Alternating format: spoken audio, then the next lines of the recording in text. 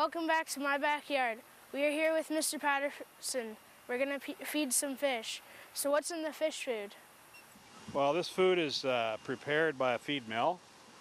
It's made from a combination of fish meal, cereal grains, fat from chickens, lots of different things. Very high protein, very high fiber, and high fat content. So it's a good diet for them. Lots of vitamins and minerals.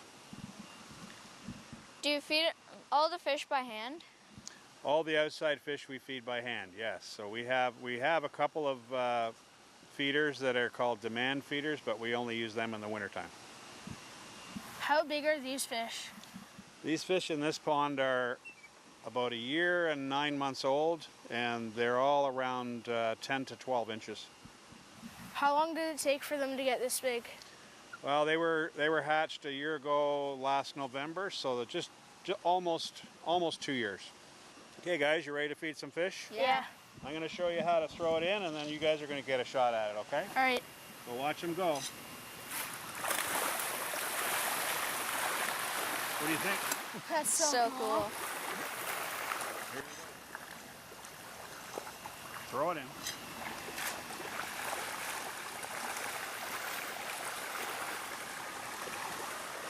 How do they get so big? Well, they get a lot of tender, loving care. They get fed twice a day, and they've got perfect water, perfect conditions, so they grow. They obviously didn't start this big. Can you show us how they got started? Well, for that, we'll have to go inside the hatchery, so let's go. Okay.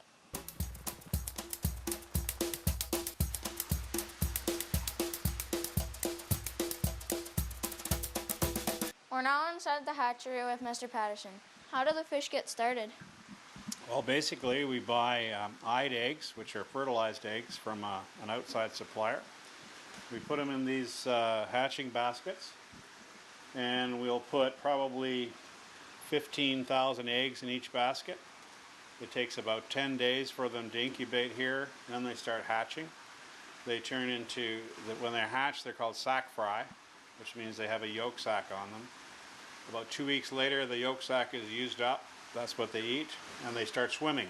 Then they're called swim up fry. As soon as they swim up, we move them out into the next room. Once they've hatched, where do they come out here? Okay, so I explained that when they start to swim up, then we move them out into this room, and we put them into these troughs, and each trough will hold as many as 20,000 fish. And this is where we teach them how to eat, because they don't know how to eat yet, so we have to teach them with a very fine food. After they leave here, they get a little bit bigger and more crowded. We move them into these smaller round tanks, and that's when they start getting their feed through our automatic feeders. Now that they're bigger, they've moved into the tanks. How many fish are in each tank?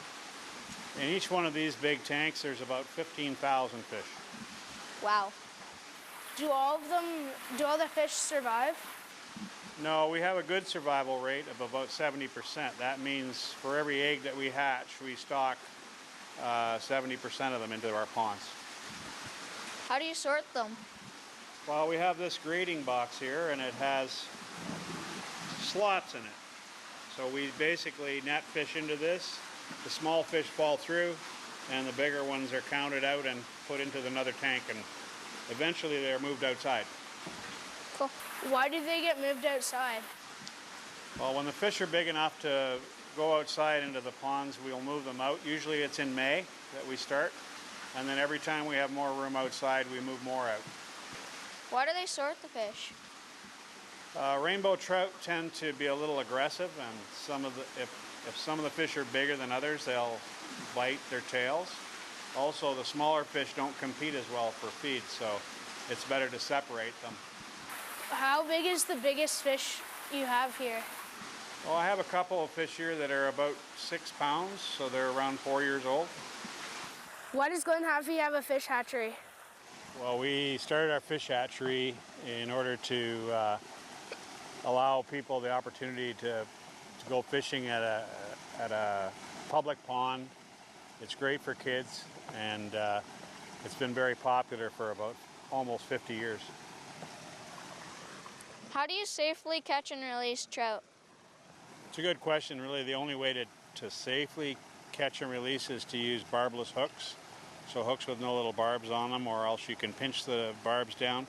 And it's always best not even to take the fish out of the water, just to let them get off the hook. As soon as you touch a fish, then chances are they're going to die. What family are the trout in?